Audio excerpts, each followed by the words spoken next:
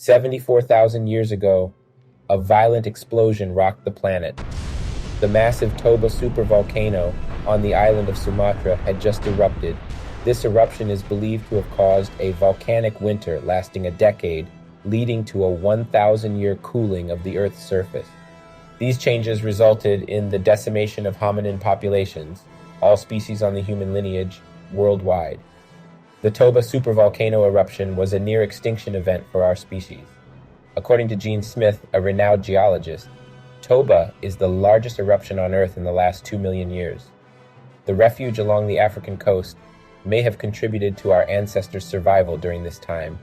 Few Homo sapiens in East Africa managed to survive by developing sophisticated social, symbolic, and economic strategies. Modern humans like you descend from a population that numbered only in the thousands. Homo sapiens demonstrated a great ability to adapt and migrate, which allowed our species to eventually re-expand and repopulate Europe and Asia 60,000 years ago in rapid waves of migration along the Nile River and the Indian Ocean coastline. This is why Africa is known as the cradle of humanity. We are all Africans. Just take a look at Cheddar Man. Cheddar Man is the name given to a human male fossil excavated in 1903 in England. The skeletal remains date back to around 10,000 years ago. Cheddar Man is Britain's oldest near-complete human skeleton. Blue-green eyes, black hair, and a black skin. Like other humans in Europe at the time, Cheddar Man had a dark skin tone and dark hair.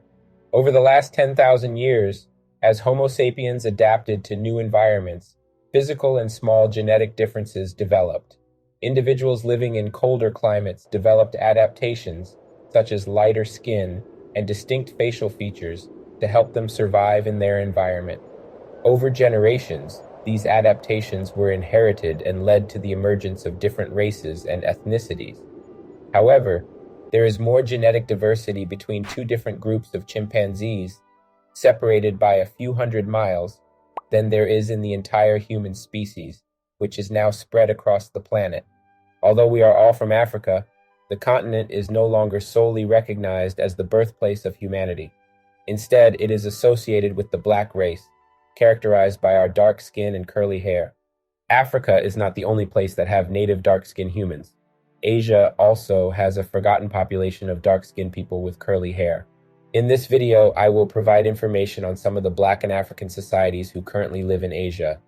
From Sri Lanka to Papua New Guinea, the video will visit some of the most memorable Black and African communities in Asia.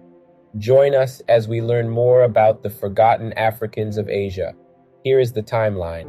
We will talk about the following countries and communities. Please don't forget to subscribe to the channel. Before we begin, take a test to guess which of the following images are from Africa or from Asia.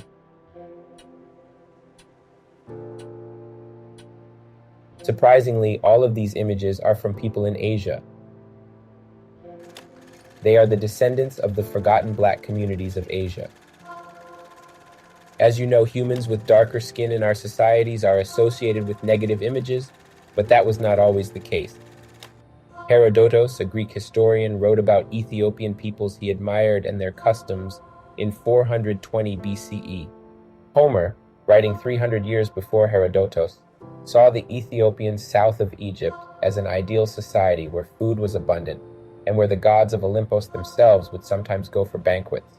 Hundreds of years later, Cosmas the monk, a 6th century traveler who made several voyages to India during the reign of Emperor Justinian, Cosmas describes the role and extent of Sri Lanka's international trade. He also mentions having personally visited the kingdom of Aksum. Cosmas lays out early accounts of a pre-colonial maritime relationship between Africa and Asia.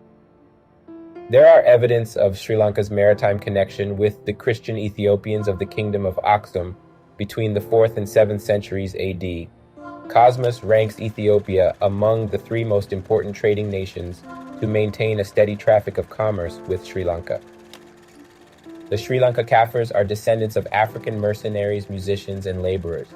The term Kafir is not considered a racial slur in Sri Lanka and was derived from the Arabic word kafir, meaning unbeliever or mystic, because the Afro-Sri Lankan people refused to convert to Islam.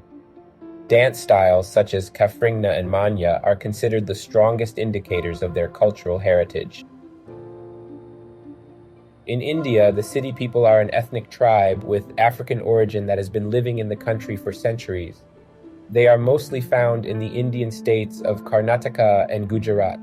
The Siddis are a tribal community derived from Africa's Bantu people. Their ancestors were transported to India as slaves by Arabs as early as the 7th century. They were followed subsequently by free African travelers and later more slaves, this time from the Portuguese and British. The official government website of India recognizes 4 distinct black communities in the country: Great Andamanese, a tribe currently settled on the Strait Island by the Andaman and Nicobar administration; the Ongs, inhabiting Little Andaman Island; Jarwas, inhabiting the western coast of Middle Andaman and South Andaman Islands; and the famous Sentinelese. The tribe inhabits the small North Sentinel Island. They are known for their hostility to strangers and vigorously reject all contact with outsiders. The Sentinelese are the most isolated tribe in the world and have captured the imagination of millions. African communities in India distinguished themselves and managed to achieve significant success, including a Siddi dynasty of rulers in what was formerly Janjira state, to the south of Mumbai. The state was ruled by Africans for more than 450 years. Nevertheless, despite their long-standing economic, military, and cultural presence in the region, the history of these African communities remains poorly documented. This lack of visibility has contributed to the present marginalization of community members and undermined their sense of identity.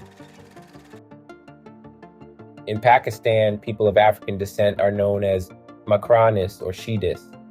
The Makranis are an Afro-descendant community located in western Pakistan and maintain strong links to their African origins, mostly from Mozambique. As you would expect, the history of the Makranis community in Pakistan is not well documented, and the exact origins of this community remain a subject of debate. Some Makranis believe that their ancestors were brought to the region by Arab traders, while others believe they are descendants of African soldiers and mercenaries who freely came to settle there during various historical periods. It is said that the first members of this tribe arrived in 628 AD due to the strategic importance of the Makran coast, which was a part of the trade route between Africa, Arabia, Central Asia, and South Asia. It is not surprising that some free African mercenaries and merchants, not slaves, also traveled on this route. The Makrani language has some phrases very similar to African languages. Makranis usually intermarry within their own tribe and with people in occupations such as fishing, labor, dyeing, and cloth making. Throughout history, the forgotten Africans of Pakistan have faced discrimination and marginalization. The Makranis often experience prejudice based on their African heritage, and many struggle with poverty and limited access to education and health care. Before the arrival of African slaves in Asia in the 6th century, there was an immigration of black descendants to the region. The few small communities that survived can still be found in remote islands and jungles across Asia. The dark-skinned communities in these regions are known as the Negritos. The term negrito is derived from the Spanish diminutive of negro, meaning little black person. It was coined by early European explorers, who assumed that the Negritos were recent arrivals from Africa. In southern Thailand, the Negrito population are the Manik people. They are sometimes referred to as the Sakai, a controversial derogatory term meaning barbarism. They are a hunting and gathering society. The Manik minority live in the southern provinces of Thailand. Recent genetic studies have revealed that the Manik people are closely related to the Semang populations of Malaysia. In the Philippines, the Negritos are outnumbered by 4,000 to 1. The Negritos of the Philippines comprise approximately 25 widely scattered ethno-linguistic groups, totaling an estimated 15,000 people. Recent genetic studies have shown that Negritos diverged from West Eurasians at least 38,000 years ago. Now let's explore the people of the Pacific Islands. From a purely genetic perspective, the peoples of the Pacific Islands are as distant from Africans as white Europeans. In other words, they were as African as any other human being. A Frenchman named Jules Dumont d'Urville decided to refer to the dark-skinned people from the Pacific as Melanesians. The name Melanesia is derived from Greek and means islands of black people. The name Papua New Guinea says a lot. Etymologists dispute the earliest origins of the word Guinea. Some trace it back to the Tuareg word for black people, Aginaw. As colonizers divided the world, many European nations established control over their own Guinea. The term Nueva Guinea was coined by the Spanish explorer Inigo Ortiz de Retez in 1545. The explorer noted the resemblance of the people of the Pacific island to those he had visited earlier in his life along the Guinea coast of Africa. Now that we have history out of the way, let's learn about the blacks of New Guinea.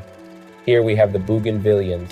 Bougainville, an autonomous region of Papua New Guinea, is located nearly 600 miles from Papua mainland.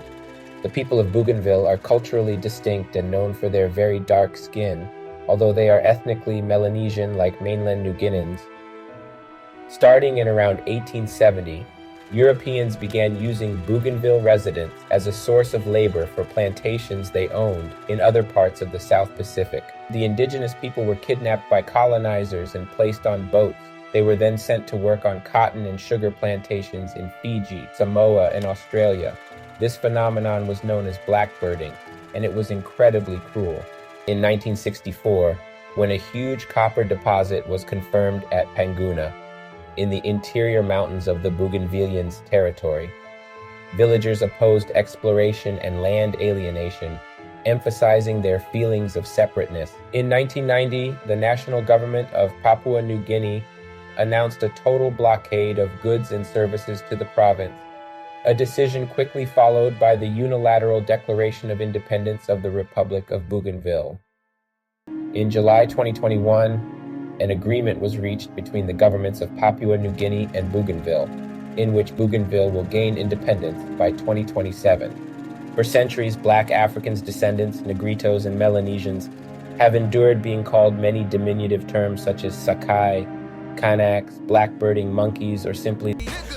I would like to conclude by pointing out that, like black Africans and African Americans, the Melanesians, Negritos, Makrani, Siddi, and other black communities in Asia have historically been marginalized.